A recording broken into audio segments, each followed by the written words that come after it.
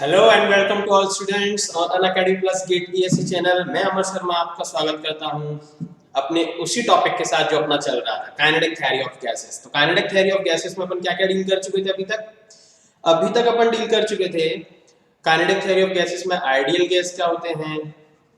ठीक है, स्टार्टिंग से देखते हैं रियल गैस क्या होते हैं। फिर अपन ने यहाँ पे बहुत सारे लॉज देखे, है ना, Boyle's law, Charles law, Dalton's law, है ना, गैलिसाक लॉ।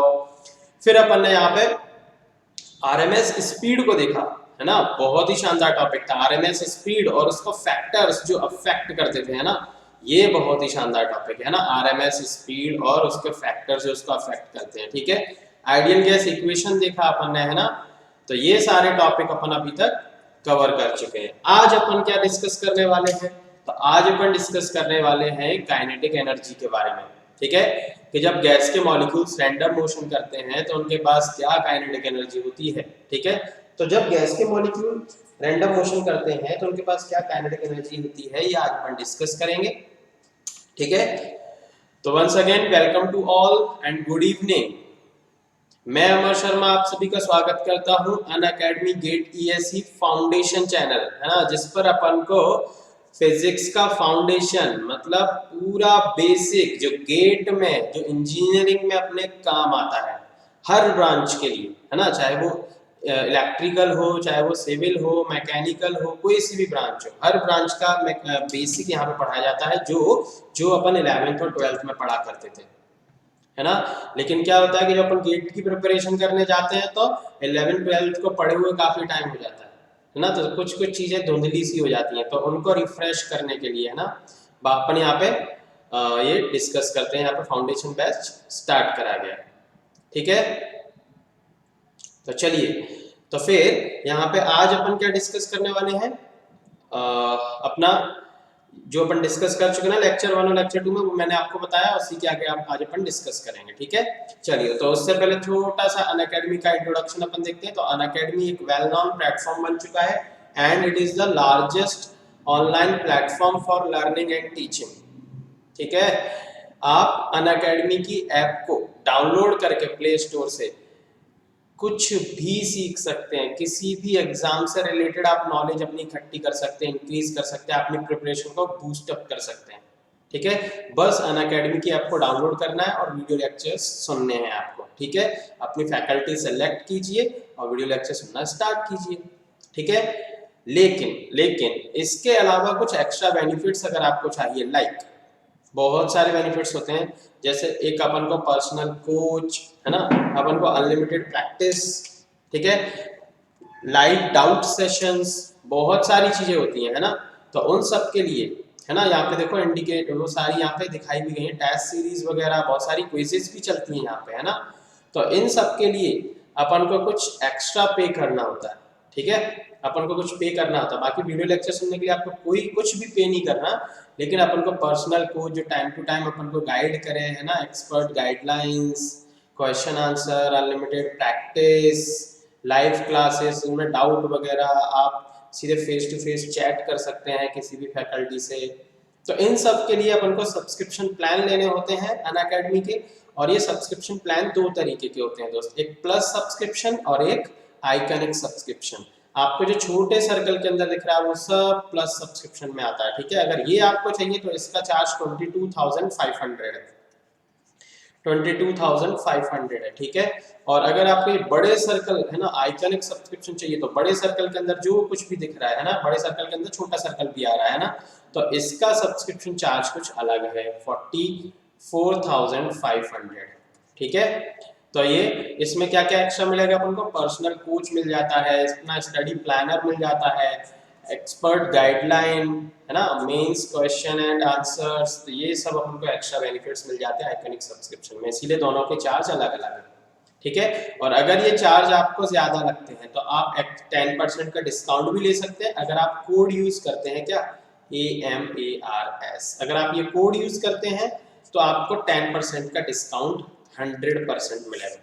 ठीक है, और आप सब्सक्रिप्शन प्लान मंथली बेसिस पर भी ले सकते हैं, 6 मंथ के लिए, 12 मंथ के लिए भी ले सकते हैं, 24 मंथ्स के लिए भी ले सकते हैं, जैसा आपको ठीक लगता है। आपको तो बर्डन नहीं लाना चाहिए, तो जैसा आपको ठीक लगता है वैसा आप प्लान ले सकते हैं। ठीक है।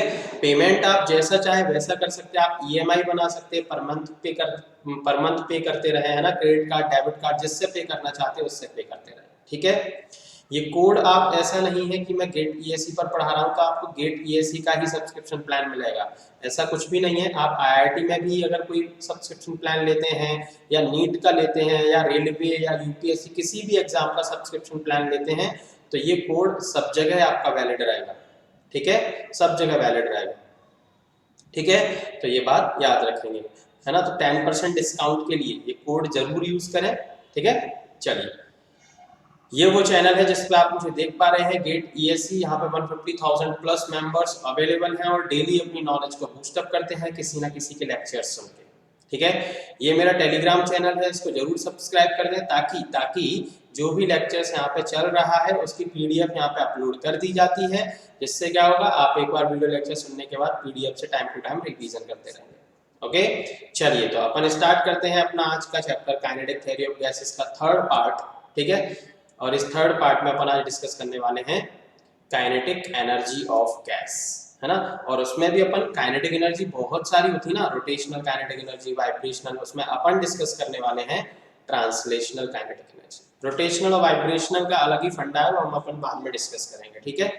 चलिए, तो ट्रांसलेशनल काइनेटिक एनर्जी, तो भाई गैस है अपने पास, है ना, और गैस में क्या होते हैं, एन मॉलिक्यूल्स होते हैं। गैस है अपने पास और गैस में क्या होते हैं, एन मॉलिक्यूल्स होते हैं, बहुत सारे मॉलिक्यूल्स होते हैं, ठीक है, बहुत सारे मॉलिक्यूल्स हैं। यहाँ पे कितने मॉलिक्यूल्स हैं, एन मॉलिक्यूल्स, ठीक है, एन मॉलिक्यूल्स हैं गैस में। अब ये एन मॉलिक्यूल्स सबकी वेलोसिटी अपन ने क्या पकड़ ली भाई, कोई किसी से चल रहा है v1 से, कोई v2 से, कोई v3 से, तो अब अपन काइनेटिक एनर्जी क्या लिखें, तो अपन काइनेटिक एनर्जी एक एक की पकड़ के काइनेटिक एनर्जी लिखेंगे, और ये स्केलर क्वांटिटी है ना। क्या है, काइनेटिक एनर्जी स्केलर क्वांटिटी है, तो टोटल काइनेटिक एनर्जी निकालने के लिए सारे मॉलिक्यूल्स की काइनेटिक एनर्जी को अपन क्या कर देंगे, ऐड कर देंगे। तो देखिए यहाँ पे ऐड कर दिया, ठीक है। और फिर अपन ने हाफ m इसको कॉमन निकाल लिया, अंदर क्या बचता है, v1 square plus v2 square plus dot dot dot dot dot vn square. अब अपन ने जानबूझकर जो यहाँ पे n से मल्टीप्लाई और n से डिवाइड कर दिया, क्योंकि अपन यहाँ पे जो फॉर्मूला निकालना चाहते हैं वो आरएमएस के फॉर्म में निकालना चाहते हैं ना। तो टोटल ट्रांसलेशनल काइनेटिक एनर्जी क्या हो जाएगी, n से मल्टीप्लाई और n से क्या कर दिया अपन ने, डिवाइड कर दिया। तो यहाँ पे देखो वीआरएमएस स्पीड का अपन ने फॉर्मूला पढ़ा था, under root v1 square plus v2 square plus dot dot dot dot vn square upon n, ठीक है। अब अगर इसका रूट हटाना है तो हमने स्क्वायर कर दिया दोनों तरफ, तो ये क्या हो जाएगा, vrms स्क्वायर, और इसकी जगह ध्यान से देखो, इसकी जगह, है ना, इसकी जगह अपन vrms स्क्वायर लिख सकते हैं, और यहाँ पे देखो वही बना बैठा है, ठीक है। तो इसलिए इस पूरे टर्म की जगह अपन क्या लिख देंगे, इस पूरे टर्म की जगह अपन क्या लिख देंगे, vrms का स्क्वायर, क्लियर है। तो यहाँ पे अपना ट्रांसलेशनल काइनेटिक एनर्जी का फॉर्मूला निकल के आता है half into mass into V R M S square into V R M S square. तो ये फॉर्मूला अपन को याद रखना। अच्छा, यहाँ पे ये भी थोड़ा सा इसके बारे में बोल नहीं पाए, एक मॉलिक्यूल का mass into total number of molecules, तो ये क्या बन जाएगा, गैस का टोटल मास बन जाएगा, ठीक है। तो इस तरीके से अपना ट्रांसलेशनल काइनेटिक एनर्जी का फॉर्मूला आ जाता है, ठीक है। और ये फॉर्मूला अपन को हमेशा याद रखना है, ठीक है, half into mass of gas into V R M S square, ठीक है। बहुत ही काम का फॉर्मूला है, ठीक है। तो चलिए, इस फॉर्मूले को अपन को हमेशा याद रखना है, ठीक है। चलिए, अब अपन देखना चाहते हैं कि translational kinetic energy of 1 mole of gas, 1 mole of gas. तो बहुत ध्यान से सुनेंगे, बहुत ध्यान से सुनो। अगर गैस का मास कैपिटल M था तो काइनेटिक एनर्जी का फॉर्मूला अपन ने क्या पढ़ लिया, तो kinetic energy, translational kinetic energy I half into mass into V R M S square. लेकिन अब अगर अपन बात करें फॉर 1 मोल, किसके लिए बात करें, फॉर 1 मोल, तो 1 मोल के लिए अगर अपन बात करें तो 1 मोल में क्या होता है, 1 मोल में अपन ने स्टार्टिंग में ही देखा था नोटेशंस में कि 1 मोल गैस का जो मास होता है वो गैस के मॉलिक्यूलर वेट के इक्वल होता है। 1 मोल गैस का जो मास होता है वो गैस के मॉलिक्यूलर वेट के इक्वल होता है, ठीक है। तो अब इसका मतलब अपन इस मास की जगह क्या यूज कर सकते हैं, मॉलिक्यूलर वेट यूज कर सकते हैं, ठीक है। तो अपन ने वैसा कर दिया, ठीक है। तो यहाँ पे देखो मास की जगह मॉलिक्यूलर वेट पुट कर दिया अपन ने, तो ये क्या हो जाएगा, हाफ इंटू मॉलिक्यूलर वेट, और वी आर एम एस का अपन ने फॉर्मूला पुट कर दिया। वी आर एम एस का एक फॉर्मूला अपन ने पीछे पढ़ा था आर एम एस में, और उस पर स्टार भी मार्क करा था, भाई बहुत काम का फॉर्मूला है ना। तो under root 3RT upon molecular weight, okay. चलिए, तो इसको पुट कर दिया, फिर उसका स्क्वायर कर दिया, स्क्वायर करेंगे तो फिर वो रूट गायब हो जाएगा, और रूट गायब हो जाएगा तो फिर MW मतलब मॉलिक्यूलर वेट कैंसिल आउट हो जाएगा और ये बचा रह जाएगा 3/2 RT। क्लियर है? तो ये है kinetic energy, translational kinetic energy of 1 mole gas. ये हमेशा अपन को याद रखनी है, translational kinetic energy of 1 mole gas, याद रख पाएंगे ना अपन? ठीक है, तो 1 मोल गैस की काइनेटिक एनर्जी कभी भी अगर पूछी जाए, ट्रांसलेशनल काइनेटिक एनर्जी, तो हमेशा जवाब अपन को देना है 3/2 RT। क्लियर है? यहाँ पे देखो हमने क्लियरली मेंशन करा है दोस्त, translational kinetic energy, vibrational kinetic energy, rotational kinetic energy, इन सब के बारे में बात नहीं हो रही है। ठीक है, तो यहाँ पे जो है वो ट्रांसलेशनल काइनेटिक एनर्जी, तो translational kinetic energy for 1 mole of gas कितनी है? 3/2 RT। अच्छा, यहाँ पे एक चीज अपन देख सकते हैं कि ट्रांसलेशनल काइनेटिक एनर्जी ऑफ 1 मोल आया 3/2 RT, तो इसमें देखो गैस से रिलेटेड कुछ भी टर्म नहीं आया। गैस से रिलेटेड मींस मॉलिक्यूलर वेट, मेरे कहने का मतलब मॉलिक्यूलर वेट। ठीक है, क्योंकि मॉलिक्यूलर वेट गैस बदलती है तो मॉलिक्यूलर वेट बदल जाता है, और यहाँ पे मॉलिक्यूलर वेट नाम का कोई टर्म आ नहीं रहा, यहाँ पे केवल R आ रहा है जो कि हमेशा कांस्टेंट रहता है हर गैस के लिए। ठीक है, और रही बात टेम्परेचर की, तो टेम्परेचर भी अगर सारी गैसेस के सेम कर दिए जाए, और R तो है ही कांस्टेंट, 3/2 कांस्टेंट, तो इसका मतलब 1 मोल गैस की translational kinetic energy for every gas always remains equal. अगर तुम 1 मोल लेते हो हाइड्रोजन का, 1 मोल लेते हो नाइट्रोजन का, 1 मोल लेते हो ऑक्सीजन का, और फिर उनके टेम्परेचर तुम रखते हो सेम, तो फिर दोस्त यहाँ पे उनकी ट्रांसलेशनल काइनेटिक एनर्जी भी सेम रहने वाली है, सेम रहने वाली है। अगर गैसेस के सेम मोल तुम लेते हो और टेम्परेचर भी सेम रखते हो, तो उनकी ट्रांसलेशनल काइनेटिक एनर्जी सेम रहेगी, है ना? ठीक है, तो यहाँ पे नोट भी लिख दिया गया है, it means translational kinetic energy of 1 mole of every gas remains same at any temperature. Clear है? 1 मोल किसी भी गैस का ले लो, है ना, 1 मोल किसी भी गैस के ले लो, चाहे नाइट्रोजन, ऑक्सीजन, हाइड्रोजन, है ना, कोई सी भी गैस ले लो, सारी गैसेस के 1 मोल की काइनेटिक एनर्जी ट्रांसलेशनल, है ना, किसी भी टेम्परेचर पे सेम रहती है। क्लियर है? चलिए, तो ये बात हमेशा याद रखेंगे। ठीक है, चलिए तो आगे चलते हैं। तो translational kinetic energy of 1 mole gas भी देख लिया अपन ने।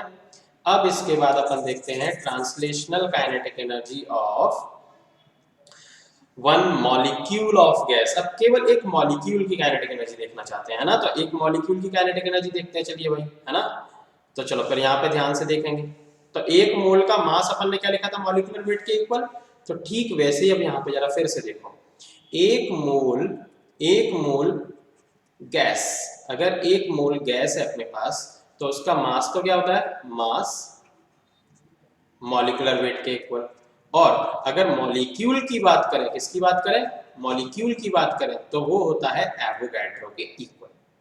ठीक है, तो 1 मोल गैस की काइनेटिक एनर्जी अपन ने क्या पढ़ी, sense kinetic energy of 1 mole gas, तो 1 मोल गैस की काइनेटिक एनर्जी अपन ने क्या पढ़ी, 3/2 RT। ठीक है, 3/2 RT। तो जो 1 मोल गैस की काइनेटिक एनर्जी है, तो 1 मोल में तो कितने मॉलिक्यूल्स होते हैं, एवोगैड्रो मॉलिक्यूल्स के इक्वल, तो ये एक्चुअल में Na मॉलिक्यूल्स की काइनेटिक एनर्जी है, ये एक्चुअल में Na मॉलिक्यूल्स की काइनेटिक एनर्जी है, कितनी, 3/2 RT। लेकिन अपन को निकालना है केवल एक मॉलिक्यूल की काइनेटिक एनर्जी, तो यहाँ पे एक मॉलिक्यूल की काइनेटिक एनर्जी हो जाएगी 3/2 RT अपॉन Na। ठीक है, तो देखिए वही सब यहाँ पे लिख दिया गया है, ट्रांसलेशनल काइनेटिक एनर्जी ऑफ 1 मोल। ठीक है, तो 1 मोल की ट्रांसलेशनल काइनेटिक एनर्जी, ठीक है, इज इक्वल्स टू क्या होता है, translational kinetic energy of Na molecules. ठीक है, तो translational kinetic energy of Na molecules को भी वही लिखा जा सकता है जो 1 मोल की थी, 3/2 RT। तो A है ना, और Na मॉलिक्यूल्स मतलब कितने मॉलिक्यूल्स, 6 × 10⁻23 मॉलिक्यूल्स, तो इनकी काइनेटिक एनर्जी 3/2 RT।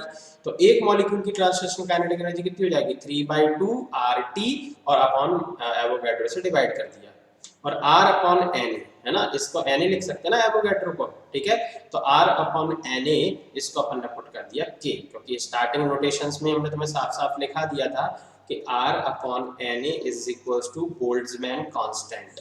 ठीक है, तो यहाँ पे बोल्ट्जमैन कांस्टेंट के फॉर्म में एक मॉलिक्यूल की काइनेटिक एनर्जी निकल के आती है 3/2 kT। ये फॉर्मूला अपन को भूलना नहीं है, ठीक है, तो अपन ने कितनी सारी काइनेटिक एनर्जी देख ली, एक मॉलिक्यूल की काइनेटिक एनर्जी भी अपन ने देख ली, एक मोल की भी काइनेटिक एनर्जी देख ली है ना। एक मोल, सारी गैसेस के एक मोल ले लो और टेम्परेचर सबके लिए सेम रखो तो वो तो सबके लिए सेम निकलती थी है ना। वैसे ही है ना, यहाँ पे भी देखो एक मॉलिक्यूल की काइनेटिक एनर्जी भी सारी गैसेस के लिए क्या निकलेगी, सेम निकलेगी। ठीक है, तो ये हो गया translational kinetic energy of one molecule of gas. इसके बाद अपन डिस्कस करने वाले हैं translational kinetic energy of 1 gram of gas. 1 gram of gas, तो 1 ग्राम भाई इसको भी डिस्कस कर लेते हैं चलिए। तो 1 ग्राम ऑफ गैस, इसकी ट्रांसलेशनल काइनेटिक एनर्जी क्या होती है, तो सुनेंगे जरा भाई। अब अपन को पता है कि 1 मोल के बहुत सारे मीनिंग हो गए है ना। तो 1 मोल मतलब मास के फॉर्म में अगर तुम्हें लिखना है तो क्या लिखोगे, मॉलिक्यूलर वेट, और स्टार्टिंग में हमने तुम्हें बताया था मॉलिक्यूलर वेट ग्राम में। अगर मॉलिक्यूल्स लिखना है, अगर मॉलिक्यूल्स लिखना है तो Na मॉलिक्यूल्स। ठीक है, तो जब 1 मोल की काइनेटिक एनर्जी अपन पढ़ चुके हैं वो भी कितनी, 3/2 RT।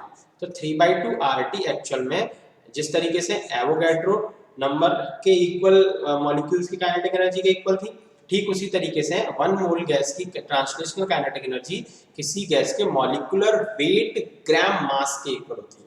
ठीक है, तो यहाँ पे देखिए साफ साफ लिखा है ना। तो translational kinetic energy of 1 mole of gas is equal to translational kinetic energy of molecular weight gram of gas, है ना। फॉर एग्जांपल अगर ऑक्सीजन गैस है तो उसका मॉलिक्यूलर वेट 32 ग्राम। ठीक है, तो 1 मोल ऑक्सीजन की जो काइनेटिक एनर्जी होगी, 32 ग्राम ऑक्सीजन की काइनेटिक एनर्जी भी वही होगी। क्यों, क्योंकि 32 ग्राम एक्चुअल में 1 मोल ही है। क्लियर है, तो अब 1 मोल की काइनेटिक एनर्जी अपन पढ़ चुके हैं। क्या पढ़ चुके हैं अपन, 1 मोल की काइनेटिक एनर्जी 3/2 RT। ठीक है, ये अपन पढ़ चुके हैं कितनी, 3/2 RT। तो ये फिर एक्चुअल में मॉलिक्यूलर वेट ग्राम की काइनेटिक एनर्जी भी यही हो जाएगी। ठीक है, लेकिन अपन को निकालना है 1 ग्राम की, तो मॉलिक्यूलर वेट से डिवाइड कर दिया, तो ये फॉर्मूला निकल के आ गया अपना 3/2 RT अपॉन मॉलिक्यूलर वेट। तो ये है translational kinetic energy of 1 gram of gas. तो यहाँ पे अपन ने 4 फॉर्मूलाज देखे, 4 फॉर्मूलाज देखे है ना। तो क्या क्या formula, translational kinetic energy, total translational kinetic energy of a gas, तो 3/2 half into mass of gas into VRMS square.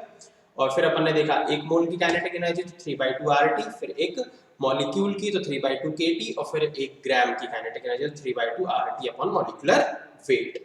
Clear है, तो ये फॉर्मूला अपन को याद रखना है। ठीक है, ये फॉर्मूला अपन याद रखेंगे हमेशा। चलिए, तो नेक्स्ट टॉपिक है अपना ये फॉर्मूला। अभी ये सब फॉर्मूला अपन क्वेश्चंस करेंगे ना नेक्स्ट लेक्चर में, तो वहां पे काम आएंगे है ना, तो इन सबको अच्छे से याद रखना। चलिए, degree of freedom. Degree of freedom क्या होता है भाई, चलिए डिग्री ऑफ फ्रीडम क्या होता है, तो डिग्री ऑफ फ्रीडम क्या है भाई, डिग्री ऑफ फ्रीडम क्या है इसको सुने तो अगर समझे अपन, तो कोई गैस है दोस्त अपने पास, कंसीडर कर लो, और उसके पास खूब सारी एनर्जी है। फॉर एग्जांपल ऐसे अपन कंसीडर बातें कर रहे हैं, एक गैस है और उसके पास खूब सारी एनर्जी है। तो अब वो गैस अपनी इस टोटल एनर्जी को कितने तरीके से खर्च करती है ना। मान लो अपने पास खूब सारा पैसा है और उस पैसे को अपन कितने तरीके से कितनी जगहों पे खर्च करते हैं, this is called degree of freedom of mind. ये मेरा डिग्री ऑफ फ्रीडम है, मुझे कितनी जगह फ्रीडम है उस पैसे को खर्च करने की। ठीक उसी तरीके से गैस मॉलिक्यूल्स के पास जो एनर्जी होती है, तो वो उस एनर्जी को कितनी तरीके से खर्च करते हैं, है ना। ये दिस तरीकेस are called degree of freedom, the number of ways in which a gas molecule can utilise its energy, है ना। गैस मॉलिक्यूल अपनी एनर्जी को यूटिलाइज कर सकता है, वो number of ways are called degree of freedom. ठीक है, तो यहाँ पे लिखा भी है the number of ways in which the gas molecule can utilise its energy are called degree of freedom, और इसको अपन स्मॉल एफ से डिनोट कर देते हैं। ठीक है, क्लियर है। अच्छा, अब गैस मॉलिक्यूल कहाँ कहाँ अपनी एनर्जी खर्च करेगा, जहां जहां वो मोशन करेगा, जहां जहां वो मोशन करेगा। क्योंकि अपन यहाँ पे कौन सी गैस पढ़ रहे हैं, आइडियल गैस, तो पोटेंशियल का तो नाम है ही नहीं है, तो यहाँ पे तो केवल काइनेटिक है, पोटेंशियल का तो भी नाम है ही नहीं यहाँ पे, क्योंकि आइडियल गैस अपन पढ़ते हैं। ठीक है, तो आइडियल गैस अगर अपन पढ़ रहे हैं तो यहाँ पे पोटेंशियल का कोई नाम है नहीं है, तो यहाँ पे टोटल एनर्जी मतलब व्हाट, टोटल एनर्जी मींस केवल काइनेटिक एनर्जी बस। तो गैस के पास जो भी काइनेटिक एनर्जी है उसको गैस मॉलिक्यूल कैसे खर्च करेगा, है ना। तो कैसे खर्च करेगा, जहां भी खर्च करने जाएगा वहां उसको मोशन करना पड़ेगा, क्योंकि kinetic energy means motion. Clear है? अगर ट्रांसलेशनल में खर्च कर रहा है तो इसका मतलब गैस मॉलिक्यूल ट्रांसलेशनल मोशन कर रहा है। अगर वाइब्रेशनल में खर्च कर रहा है तो इसका मतलब वो मॉलिक्यूल वाइब्रेशनल मोशन कर रहा है। अगर रोटेशनल में कुछ अपनी एनर्जी खर्च कर रहा है तो इसका मतलब वो रोटेशनल मोशन कर रहा होता है। क्लियर है? तो एक गैस मॉलिक्यूल अपन ऐसा भी बोल सकते हैं, है ना, एक तो डेफिनेशन अपन इस तरीके से बोल सकते हैं कि the number of way in which a gas molecule can utilise its energy. इसके अलावा अपन ये भी बोल सकते हैं द नंबर ऑफ वेज, है ना, by which a gas molecule can perform motion, है ना, वो नंबर ऑफ वेज जिनमें गैस मॉलिक्यूल अपना मोशन कर सकता है, जितने तरीके से वो अपनी मोशन कर सकता है। ट्रांसलेशनल में कर सकता है, रोटेशनल में कर सकता है, वाइब्रेशनल में कर सकता है। अगर वाइब्रेशनल और रोटेशनल नहीं कर पा रहा तो केवल ट्रांसलेशनल ही उसका डिग्री ऑफ फ्रीडम होगा, है ना। और अगर ट्रांसलेशनल और वाइब्रेशनल दोनों कर पा रहा है तो दोनों डिग्री ऑफ फ्रीडम होंगे, रोटेशनल नहीं होगा। तो एक गैस मॉलिक्यूल जितने तरीके से मोशन कर सकता है और वहां पे अपनी एनर्जी को खर्च कर सकता है, these number of ways are called degree of freedom of this gas molecule. Clear है? I hope is that clear, it is clear. Okay, चलिए, तो फिर ये डिग्री ऑफ फ्रीडम, तो अब अपन यहाँ पे अलग अलग गैसेस के लिए डिग्री ऑफ फ्रीडम कैलकुलेट करने वाले हैं, ठीक है। तो वो अलग अलग गैसेस के लिए अपन डिग्री ऑफ फ्रीडम तो निकाल ही लेंगे, लेकिन उससे पहले हम तुमसे कुछ बात करना चाहते हैं। अपन लोग कुछ बातें करते हैं, जैसे अगर अपन मान लो अपने पास मोनो एटॉमिक गैस है, डाई एटॉमिक गैस है, पॉली एटॉमिक गैस है। तो मोनो एटॉमिक गैस ले लो, चाहे डाई एटॉमिक चाहे पॉली एटॉमिक, कोई सी भी गैस होगी, हवा में उड़ रही होगी, है ना, एटमॉस्फेयर में उसके मॉलिक्यूल्स रैंडम मोशन कर रहे होंगे। तो फिर एक बात तो फिक्स है कि गैस कोई सी भी हो, उसके मॉलिक्यूल 3D में चल रहे हैं तो उनके पास जो ट्रांसलेशनल मोशन होगा उसके 3 कंपोनेंट्स तो होंगे ही होंगे, ठीक है। ट्रांसलेशनल मोशन के 3 कंपोनेंट्स तो होंगे ही होंगे, Vx, Vy और Vz। ये बात हमेशा याद रखना, कोई सी भी गैस हो इस नेचर की, है ना, कोई सी भी गैस हो इस नेचर की, ट्रांसलेशनल मोशन तो करती ही करती है। ट्रांसलेशनल मोशन मतलब क्या, सीधा चलना है तो वो तो कर ही रहा है ना, कोई भी गैस मॉलिक्यूल करेगा।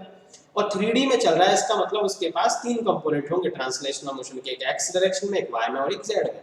मतलब हर गैस के पास, चाहे वो मोनो एटॉमिक हो, चाहे डाई एटॉमिक हो, चाहे पॉली एटॉमिक हो, 3 degree of freedom of translational motion हमेशा रहेगा, हमेशा रहेगा, कोई सी भी गैस हो। हाँ, रही बात रोटेशनल की और वाइब्रेशनल की, तो ये कंडीशनल है, और ये कंडीशनल मतलब क्यों है वो अपन डिस्कस भी कर लेंगे अभी।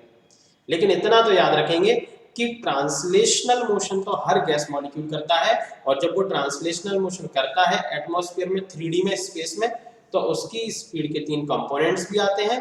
तो इसका मतलब वो ट्रांसलेशनल मोशन में 3 तरीके से अपनी एनर्जी खर्च करता है, कुछ एक्स डायरेक्शन में, कुछ वाई में और कुछ जेड में।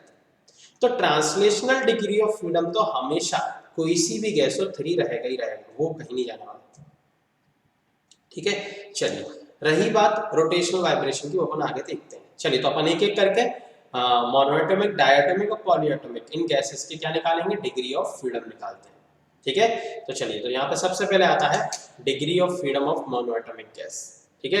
तो मोनोएटॉमिक गैस जिसमें केवल एक ही एटम होता है, मोनोएटॉमिक मतलब इसमें केवल एक ही एटम हो, है ना, एक ही एटम हो, सिंगल एटम, ये मोनोएटॉमिक गैस है, ठीक है। चलिए, the molecule of monoatomic gas can perform translational motion and rotational motion. तो सबसे पहली बात तो भाई कि ये ट्रांसलेशनल मोशन, हवा में उड़ेंगे मोनोएटॉमिक गैस, ट्रांसलेशनल तो कर ही रहे हैं, और वो भी ट्रांसलेशन कितने तरीके से, जब उनके कंपोनेंट्स दिए जाएंगे तो एक्स डायरेक्शन में, वाई डायरेक्शन में, जेड, तीनों डायरेक्शन में, ओके, ठीक है। जैसे प्लेन में चलती है कोई बॉडी, प्लेन में चलती है तो 2 कंपोनेंट्स आते हैं, तो वैसे 3D में जब चलती है तो 3 कंपोनेंट्स आते हैं। अच्छा, अब रोटेशनल भी करता है, रोटेशनल भी करता है, लेकिन ध्यान से वो अपन आगे बात हम तुम्हें समझाएंगे, ठीक है। चलिए, तो पहले अपन अभी 2 तरीके की मोशन करता है, तो इसके पास कुछ ट्रांसलेशनल डिग्री ऑफ फ्रीडम भी होगा और कुछ रोटेशनल डिग्री ऑफ फ्रीडम भी होना चाहिए, क्योंकि ऐसा यहाँ पे लिखा है कि मोनोएटॉमिक गैस ट्रांसलेशनल मोशन भी करता है, रोटेशनल मोशन भी करता है। चलिए, तो अपन डिस्कस करते हैं। तो ट्रांसलेशनल मोशन की तो कोई प्रॉब्लम ही नहीं है, ट्रांसलेशनल मोशन कोई सी भी गैस मॉलिक्यूल करेगा तो फिर क्या होगा, उसके पास 3 कंपोनेंट होंगे स्पीड के, मतलब वो 3 तरीके से अपनी एनर्जी खर्च करेगा, ठीक है। तो ट्रांसलेशनल डिग्री ऑफ फ्रीडम तो भाई कभी भी कोई सी भी गैस लेके आ जाना, आंख बंद करके कितना कर देना, 3 कर देना, ठीक है, आंख बंद करके 3 कर देना। तो ट्रांसलेशनल डिग्री ऑफ फ्रीडम हमेशा एक गैस का क्या रहेगा, 3 रहेगा। क्लियर है। अब बात करते हैं रोटेशनल डिग्री ऑफ फ्रीडम की, किसके, मोनोएटॉमिक गैस की। तो मोनोएटॉमिक गैस का जो मॉलिक्यूल होता है ना, तो मोनोएटॉमिक गैस ही वो, अब गैस के साइज क्या बोला था अपन, यहाँ पे आइडियल गैस पढ़ रहे हैं ना, तो गैस का साइज क्या है, नेग्लिजिबल। गैस का साइज क्या है, मॉलिक्यूल्स का साइज नेग्लिजिबल। तो ये एक्चुअल में अपने इस एक्सिस के अबाउट, ये एक्चुअल में अपने इस एक्सिस के अबाउट रोटेशनल मोशन कर रहे होते हैं। हर गैस मॉलिक्यूल अपने एक्सिस के अबाउट क्या कर रहा होता है, रोटेशनल मोशन कर रहा होता है, अपने खुद की एक्सिस के अबाउट रोटेट करता है। तो इसकी वजह से इसके पास कुछ ना कुछ काइनेटिक एनर्जी होगी, वो भी कितनी, हाफ आई ओमेगा स्क्वायर। लेकिन अब ये सॉलिड स्फीयर की तरह बिहेव कर रहा है ना, गैस मॉलिक्यूल किसकी तरह बिहेव करता है, सॉलिड स्फीयर। तो वहां पे अपन उसकी खुद की एक्सिस के अबाउट मोमेंट ऑफ इनर्शिया क्या लिखेंगे, 2/5 mr square into omega square. अब साइज क्या है, नेग्लिजिबल, ये बात अपन पहले डिस्कस कर चुके हैं, है ना। तो साइज नेग्लिजिबल है तो उनकी रेडियस 0 हो जाएगी, और जब अपन रेडियस को 0 पुट करेंगे तो यहाँ पे इनकी काइनेटिक एनर्जी क्या निकल के आ जाएगी, 0। तो ये बात है दोस्त, समझ रहा। कुछ रोटेशनल मोशन कर रहे हैं, और रोटेशनल मोशन करने के बावजूद भी इनके पास रोटेशनल काइनेटिक एनर्जी है थोड़ी बहुत, लेकिन उसको नेग्लेक्ट कर दिया गया। क्यों नेग्लेक्ट कर दिया गया, क्यों आंखों पे पट्टी बांध ली गई कि भाई रोटेशनल मोशन कर रहे हैं मोनोएटॉमिक गैस, फिर भी बोल दिया गया कि वो रोटेशनल मोशन नहीं कर रहा है। क्यों, क्योंकि उनका साइज नेग्लिजिबल था, क्योंकि उनका साइज नेग्लिजिबल था। तो अपन ने ऐसा मान लिया कि गैस मॉलिक्यूल के पास, जो मोनोएटॉमिक गैस मॉलिक्यूल के पास जो एनर्जी है, तो वो रोटेशन में अपनी कोई भी एनर्जी खर्च नहीं करता। इसका मतलब इसका रोटेशनल डिग्री ऑफ फ्रीडम क्या है, 0। तो ये रीजन है कि अपन रोटेशनल डिग्री ऑफ फ्रीडम इसका 0 कर देते हैं। ठीक है। अब बात आती है वाइब्रेशनल डिग्री ऑफ फ्रीडम। तो एक अकेला एटम है, वाइब्रेट कैसे करेगा, सिंगल एटम है भाई, वाइब्रेट करने के लिए अपन को इधर जाना पड़ता है, फिर वापस आना पड़ता है ना, इस तरीके से वाइब्रेशंस होते हैं ना, जब अपन ऐसे ऐसे वाइब्रेट करेंगे। ये सिंगल एटम है, सिंगल एटम है भाई, जिधर चला गया तो इधर ही चला जाएगा, कभी लौट के ही नहीं आएगा। तो कहाँ काय का वाइब्रेशन है ये, है ना। तो सिंगल एटम ये ट्रांसलेशनल हो जाएगा, ट्रांसलेशनल मोशन, जिधर जा रहा उधर ही चला गया, ट्रांसलेशनल मोशन हो गया, है ना। तो मोनोएटॉमिक गैस या सिंगल एटम कभी भी वाइब्रेट नहीं कर सकता दोस्त, है ना। तो इसीलिए इसका वाइब्रेशनल डिग्री ऑफ फ्रीडम, मतलब ये वाइब्रेशनल मोशन में भी कुछ एनर्जी खर्च नहीं करता। तो इनकी रोटेशनल डिग्री ऑफ फ्रीडम भी 0 है, और वाइब्रेशनल डिग्री ऑफ फ्रीडम भी इनका 0 है। तो अब अगर अपन बात करें कि फाइनली ओवरऑल मोनोएटॉमिक गैस कितने तरीके से अपनी एनर्जी खर्च करती है, तो केवल 3 तरीके से एनर्जी खर्च करती है, और वो भी तीनों तरीके कौन से, ट्रांसलेशनल मोशन के। क्लियर है। रोटेशनल में कोई एनर्जी खर्च नहीं होती इसकी, वाइब्रेशनल में कोई एनर्जी खर्च नहीं होती।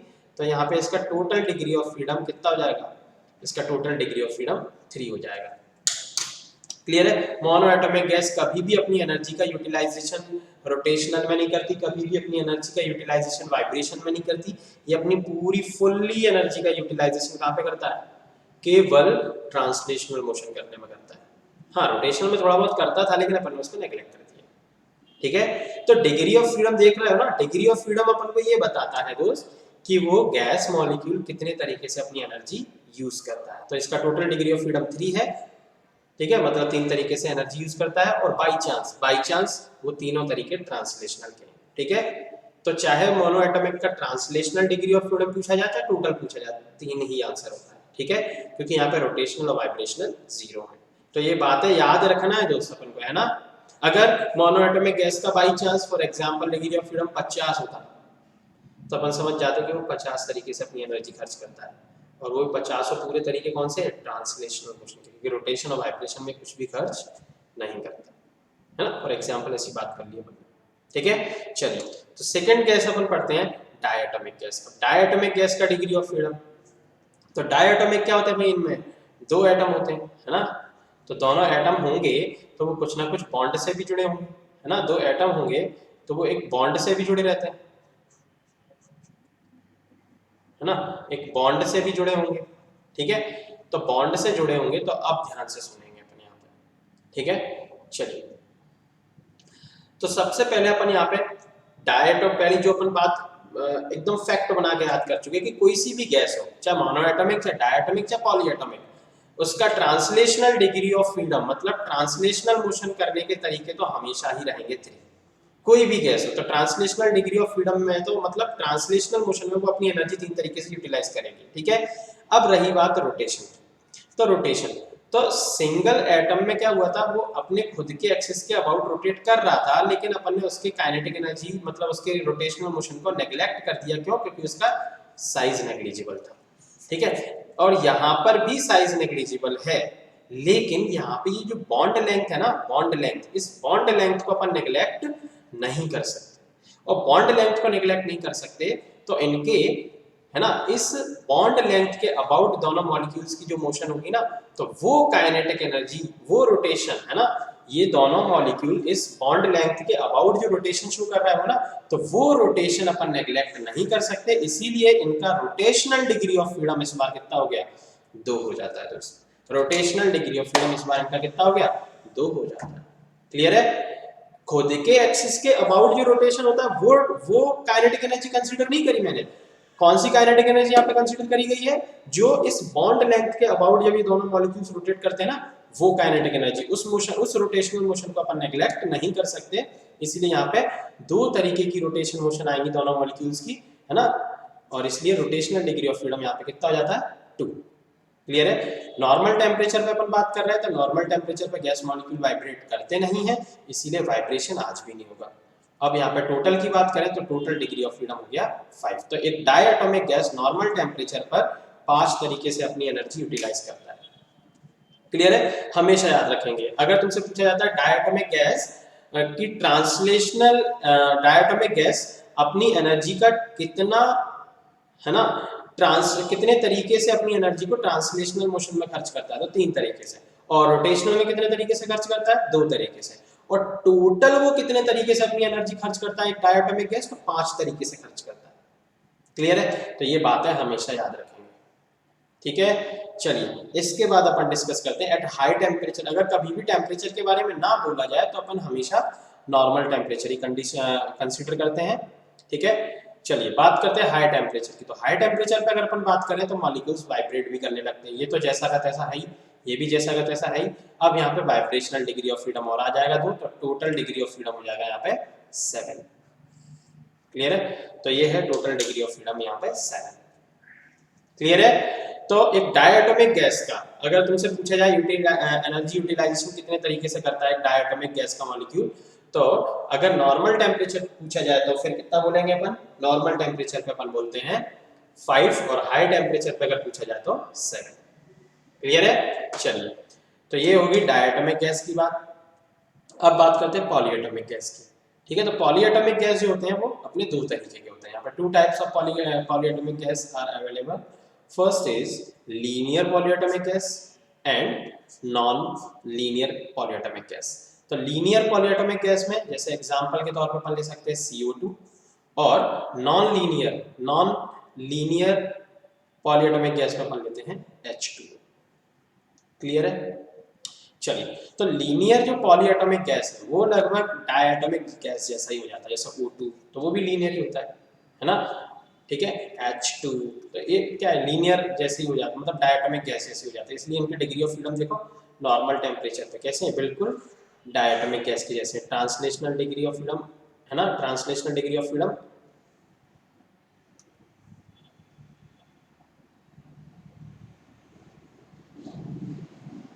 ठीक है, translational degree of freedom 3, rotational 2 bond length की वजह से, ठीक है, और वाइब्रेशनल 0। ठीक है, नॉन लीनियर की बात करें, है ना, और इनका टोटल 5 हो जाएगा। क्लियर है? नॉन लीनियर की बात करें तो ट्रांसलेशनल 3। ठीक है, अब इनका स्ट्रक्चर जो है वो कैसा है? Non linear. इनका स्ट्रक्चर कैसा है? Non linear. इसकी वजह से इनका रोटेशनल डिग्री ऑफ फ्रीडम 3 हो जाएगा। वाइब्रेशन यहाँ पे नॉर्मल टेम्परेचर पे देख रहा है अपन, तो 3 और 3 टोटल इनका हो जाएगा 6। क्लियर है?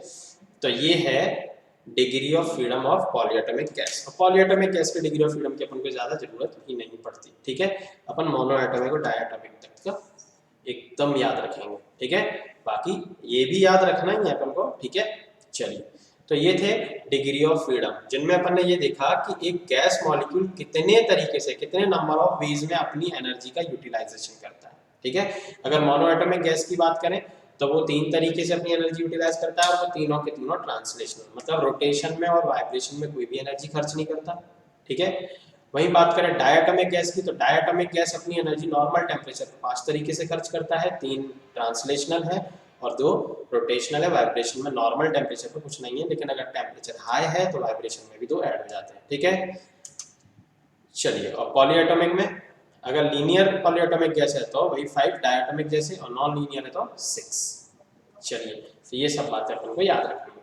क्लियर है? चलिए, तो इसके बाद अपन देखते हैं law of equipartition of energy. बहुत ही शानदार लॉ है, डिग्री ऑफ फ्रीडम से रिलेटेड है। ठीक है, डिग्री ऑफ फ्रीडम से रिलेटेड है, तो इस लॉ को समझो। तो ये अभी तक अपन ने क्या समझा, डिग्री ऑफ फ्रीडम। और डिग्री ऑफ फ्रीडम में अपन ने क्या देखा कि एक गैस मॉलिक्यूल कितने तरीके से अपनी एनर्जी खर्च करता है। अब law of equipartition of energy क्या बोलता है कि एक गैस मॉलिक्यूल के पास जो भी एनर्जी है, तो वो अपनी उस टोटल एनर्जी को जितने भी तरीके से खर्च करेगा वो तो उसका डिग्री ऑफ फ्रीडम है ही।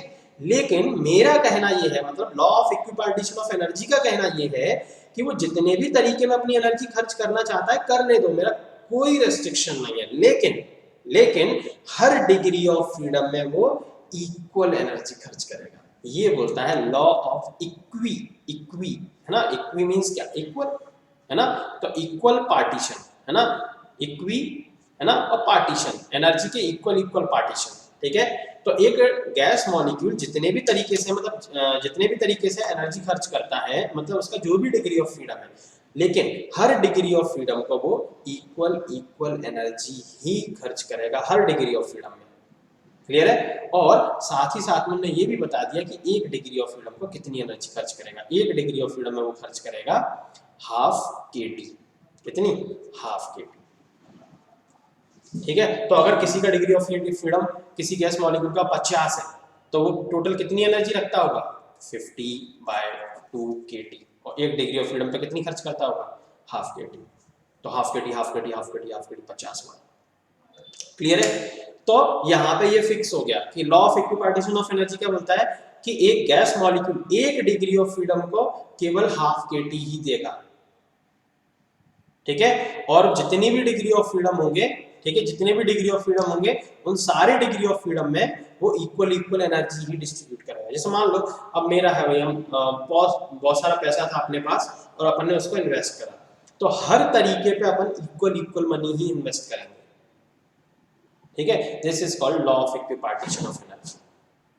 ठीक है, और ये भी फिक्स कर दिया कि यहाँ पे कितनी खर्च करोगे, यहाँ पे कितना इन्वेस्ट करोगे, यहाँ पे कितना इन्वेस्ट करोगे, ये भी बता दिया मैक्सवेल ने। ठीक है, तो टोटल काइनेटिक एनर्जी ऑफ, अगर अपन को टोटल काइनेटिक एनर्जी लिखनी है किसी गैस मॉलिक्यूल की, तो अपन को पता चल गया भाई एक डिग्री ऑफ फ्रीडम को कितनी देता है वो हाफ kT। तो अब अगर उसका डिग्री ऑफ फ्रीडम f है तो इसका मतलब उसके पास टोटल एनर्जी कितनी रही होगी? f into half kT। तो यहाँ पे टोटल एनर्जी का अपन को फॉर्मूला भी पता लग गया, f/2 kT एक गैस मॉलिक्यूल की, एक गैस मॉलिक्यूल की टोटल काइनेटिक एनर्जी। क्लियर है? अब अगर यही गैस मॉलिक्यूल होता किसका? मोनोएटॉमिक का, तो मोनोएटॉमिक का अगर होता तो मोनोएटॉमिक में गैस मॉलिक्यूल की डिग्री ऑफ फ्रीडम कितना था? 3। तो उसकी टोटल एनर्जी हो जाती 3/2 kT। सर यही तो फॉर्मूला अपन ने पीछे लिखा था। तो अपन ने वहां पे एक मॉलिक्यूल की काइनेटिक एनर्जी तो निकाली थी, वो भी कौन सी? ट्रांसलेशनल। कौन सी निकाली थी? ट्रांसलेशनल। अब होता क्या है कि मोनोएटॉमिक गैस में केवल कौन सा डिग्री ऑफ फ्रीडम एग्जिस्ट करता है? ट्रांसलेशन, क्योंकि वहां पर रोटेशनल और वाइब्रेशन तो होता नहीं। तो मोनोएटॉमिक गैस के लिए चाहे तुम टोटल यूज कर लो चाहे ट्रांसलेशनल यूज कर लो, एक ही बात रहती है ना। तो ये है मोनोएटॉमिक गैस की टोटल काइनेटिक एनर्जी 3/2 kT, या टोटल ट्रांसलेशनल काइनेटिक एनर्जी। यहाँ पे वाइब्रेशनल और रोटेशनल 0 होते हैं। क्लियर है? ये बातें याद रखेंगे। चलिए, तो ऐसे ही अब एक मॉलिक्यूल की अपन को काइनेटिक एनर्जी पता चल चुकी है टोटल कितनी? f/2 kT। तो Na मॉलिक्यूल्स अगर होते तो Na से मल्टीप्लाई कर देते, 2 होते तो 2 से मल्टीप्लाई, 3 होते तो 3 से मल्टीप्लाई, और Na है तो Na से मल्टीप्लाई। ठीक है, तो अब Na का मतलब क्या होता है? 1 मोल गैस है ना। Na मॉलिक्यूल्स मतलब क्या? 1 मोल गैस। तो फिर इसका मतलब अपन ऐसा भी लिख सकते हैं total kinetic energy of 1 molecule. ये तो उन्होंने 1 मॉलिक्यूल की लिखना चाहिए, ये पे क्या कर दिया उन्होंने? Total kinetic energy of 1 molecule. तो Na मॉलिक्यूल की तो इतनी आ गई, तो अब यहाँ पे लिखना चाहते हैं ये एक मॉलिक्यूल की। तो एक मॉलिक्यूल की काइनेटिक एनर्जी के लिए क्या करेंगे? वो तो f/2 kT पीछे लिखा ही था, इसको इन्होंने यहाँ पे क्यों लिख दिया ऐसे? ठीक है, एक मॉलिक्यूल ऑफ गैस, एक मॉलिक्यूल ऑफ गैस। ठीक है, चलिए, तो यहाँ पे शायद 1 मोल लिखना चाहते थे वो, मेरे ख्याल से 1 मोल गैस, ठीक है, तो वो उसको अपन 1 मोल ही कर देते हैं। मिसप्रिंट हो गया, छोटी छोटी सी मिस्टेक होती रहती है। हाँ, तो यहाँ पे जो है वो 1 मोल है, इसको क्यूल को अपन हटा देते हैं, 1 मोल गैस, ठीक है। तो Na मॉलिक्यूल्स मींस क्या, Na मॉलिक्यूल्स मतलब 1 मोल गैस, ठीक है। तो इसका मतलब total kinetic energy of 1 mole gas अपन लिख सकते हैं वही सेम जो यहाँ पे Na मॉलिक्यूल्स की काइनेटिक एनर्जी थी, ठीक है, क्योंकि Na मॉलिक्यूल्स मींस क्या, 1 मोल गैस, ठीक है। तो 1 मोल गैस की काइनेटिक एनर्जी F/2 NaKT, तो फिर म्यू मोल की काइनेटिक एनर्जी क्या हो जाएगी, तो म्यू से मल्टीप्लाई कर दिया, है ना। 1 मोल की काइनेटिक एनर्जी अगर पता चल गई तो म्यू मोल की पता लगाना कौन सी बड़ी बात है, ठीक है, म्यू से मल्टीप्लाई कर दिया, क्लियर है, ये म्यू है, ओके।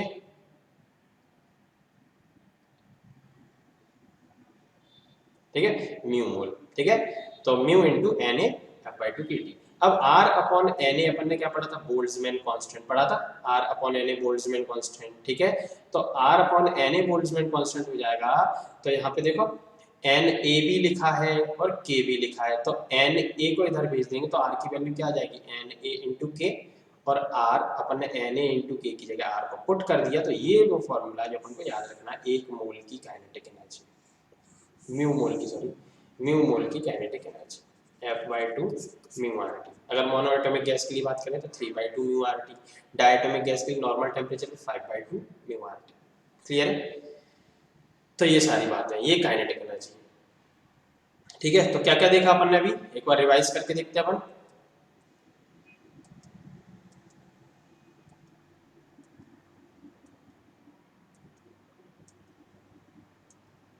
हाँ, तो सबसे पहले अपन ने क्या देखा, total translational kinetic energy of gas, ठीक है, तो वो निकल के आया अपना half into mass of gas into RMS square का स्क्वायर। फिर अपन ने देखा यहाँ पे translational kinetic energy of 1 mole of gas, तो 1 मोल की काइनेटिक एनर्जी 3/2 RT, है ना। यहाँ पे अपन केवल ट्रांसलेशनल देख रहे थे, क्योंकि translational degree of freedom monoatomic, diatomic, triatomic सबके लिए सेम रहता है, ठीक है, तो इसलिए 3/2 RT ये सबके लिए है, ठीक है, चाहे कोई सी भी गैस हो। फिर अपन ने एक मॉलिक्यूल के लिए भी देखा तो 3/2 kT निकल के आया। फिर अपन ने एक ग्राम के लिए भी देखा तो 3/2 RT अपन मॉलिक्यूलर वेट निकल के आया। डिग्री ऑफ फ्रीडम देखा, number of ways in which a gas molecule can utilise its energy, ठीक है। तो फिर अपन ने यहाँ पे देखे भी कि भाई कौन सी गैस कितने तरीके से अपनी एनर्जी यूटिलाइज करती है, ठीक है। तो मोनोएटॉमिक का 3 निकल के आया, वो भी कौन सा, केवल ट्रांसलेशन, वहाँ पे वाइब्रेशनल और रोटेशनल 0 हो गए थे, ठीक है। डायटोमिक का देखा तो नॉर्मल टेम्परेचर पे 5, है ना, उनमें से 3 ट्रांसलेशनल थे और 2 रोटेशनल थे, ठीक है। और हाई टेम्परेचर पे वही 7 हो गया, वहाँ पे 2 वाइब्रेशंस और एडिशन हो गए, ठीक है। पॉलीएटॉमिक गैस का देखा 5, और लीनियर वाले का 5 और नॉन लीनियर का 6, ठीक है। इसके बाद अपन ने law of equipartition of energy देखा। तो ये सारी बातें अब अपन को याद रखनी है, ठीक है, तभी अपन से क्वेश्चंस बनेंगे, तो आगे अपन क्वेश्चंस डिस्कस करेंगे, ठीक है। तो आज का लेक्चर दोस्त यहीं तक रहेगा, ठीक है, आज का लेक्चर यहीं तक रहेगा। कल अपन इसके आगे कुछ क्वेश्चंस करेंगे नेक्स्ट लेक्चर में, ठीक है, ताकि ये एनर्जी का कंसेप्ट अपना थोड़ा सा क्लियर हो जाए, ठीक है। और ये एनर्जीज के फॉर्मूले समझ में आ गए हैं तो अब रट्टा मार लो, समझ रहे हो, ठीक है, क्योंकि अपन को ऐसे बैठ के सोचने का भी टाइम नहीं देना एग्जाम में, फटाक से अगर आता है तो तुरंत लिखना है, ठीक है। तो टिप्स पे अपन को ये सब याद भी होना चाहिए, ठीक है। चलिए, तो फिर ये सारे लेक्चर्स में अपन ने जो भी पढ़ा है ना, तो काइनेटिक थ्योरी ऑफ गैसेस का अपन बेसिक खत्म कर चुके हैं, पूरा थ्योरेटिकल बेसिस अपन खत्म कर चुके हैं। अपन न्यूमेरिकल प्रैक्टिस भी किसी लेक्चर में करेंगे, ठीक है। तो ये थ्योरी है काइनेटिक थ्योरी ऑफ गैस की, ठीक है। इसके अलावा अब इस थर्मल फिजिक्स में अपन थर्मोडायनेमिक्स भी देखेंगे अभी, ठीक है, थर्मोडायनेमिक्स, कैलोरीमेट्री, तो वो सब भी अपन देख लेंगे, ठीक है। तो इस चैप्टर को बहुत अच्छा करें, ठीक है। और यहाँ पे अपन क्वेश्चंस करेंगे तो बहुत सारे कंसेप्ट, जो छोटे छोटे कंसेप्ट जिनको थ्योरी में नहीं बता सकते, लेकिन क्वेश्चन में वो कंसेप्ट भी कवर हो जाएंगे। जैसे मिक्सचर ऑफ गैसेस के बहुत शानदार शानदार क्वेश्चंस होते हैं, तो अपन उनको डिस्कस करेंगे क्वेश्चंस की, जब अपन एक लेक्चर लगाएंगे तब, ठीक है। मिक्सचर के क्वेश्चंस होते हैं, डाल्टन के पार्शियल प्रेशर पर बहुत सारे क्वेश्चंस होते हैं, एनर्जी के क्वेश्चंस होते हैं, डिग्री ऑफ फ्रीडम के क्वेश्चंस होते हैं। तो क्वेश्चंस के टाइप्स ही तो सब कुछ है भाई, है ना। IIT, JEE, नीट, ये सब क्या है, ये सब टाइप्स ऑफ क्वेश्चन है ना। जो जितने टाइप्स ऑफ क्वेश्चंस लगाएगा वो सिलेक्शन के उतने करीब पहुंचता जाएगा दोस्त, ठीक है। थ्योरी सुनने को तो क्या है, थ्योरी तो राम कथा है, सुन लो भाई, मजा भी, आनंद भी आ रहा है अपन को, है ना, लेकिन क्वेश्चन प्रैक्टिस पे अपन को ध्यान देना होगा। तो कंसेप्ट अपन डिस्कस कर चुके हैं, अब ऐसा कुछ भी तुम्हें नहीं मिलेगा। मतलब इतना पढ़ के इतना इंटेलेक्चुअल अपने अंदर आ चुका होता है कि अब कुछ अननोन चीज मिल भी गई तो अपन समझ सकते हैं कि भाई हाँ भाई इतने कंसेप्ट अपन ने सीख लिए तो ये क्या है। ठीक है, चलिए तो अब न्यूमेरिकल प्रैक्टिस अपनी बाकी रहती है तो वो न्यूमेरिकल प्रैक्टिस अपन देखेंगे। ठीक है, ओके, ठीक है, तो आज का लेक्चर अपन यहीं तक रखेंगे। बाकी टेलीग्राम चैनल को जरूर सब्सक्राइब करें ताकि आप तक वो पीडीएफ सारे पहुंच पाएंगे, है ना, सारे पीडीएफ आप तक पहुंच पाएंगे। ठीक है, और इसके अलावा अगर सब्सक्रिप्शन प्लान लेना हो तो ये कोड जरूर यूज करें ताकि आपको एक्स्ट्रा 10% का डिस्काउंट मिल सके। ठीक है, एक्स्ट्रा 10% डिस्काउंट के लिए कोड जरूर यूज करें, है ना, जब भी किसी भी एग्जाम का सब्सक्रिप्शन प्लान ले रहा हो तब कभी भी यूज कर सकते हैं। ठीक है, चाहे आप यूपीएससी की प्रिपरेशन के लिए सब्सक्रिप्शन प्लान लेते हो, चाहे रेलवे, चाहे गेट, चाहे जेई नीट, किसी भी एग्जाम की प्रिपरेशन के लिए, तो ये जरूर कोड यूज करें, रेफरल कोड AMARS। तो फिर उस सब्सक्रिप्शन प्लान पे जो भी चार्जेस आपको लगाए जाएंगे, ये फिलहाल जो आपको सामने दिख रही है गेट के जो एग्जाम होते हैं ना उनके लिए सब्सक्रिप्शन प्लान के चार्जेस हैं 22,500 और 40,500। नीट और जेई के अलग होते हैं, यूपीएससी के अलग होते हैं, तो हर एग्जाम के अलग अलग होते हैं। तो लेकिन ये कोड सबके लिए सेम रहता है, AMARS। तो ये कोड जरूर यूज करें ताकि आपको 10% का डिस्काउंट मिल सके। ओके, चलिए तो ये था अपना आज का lecture. Okay, thank you, bye.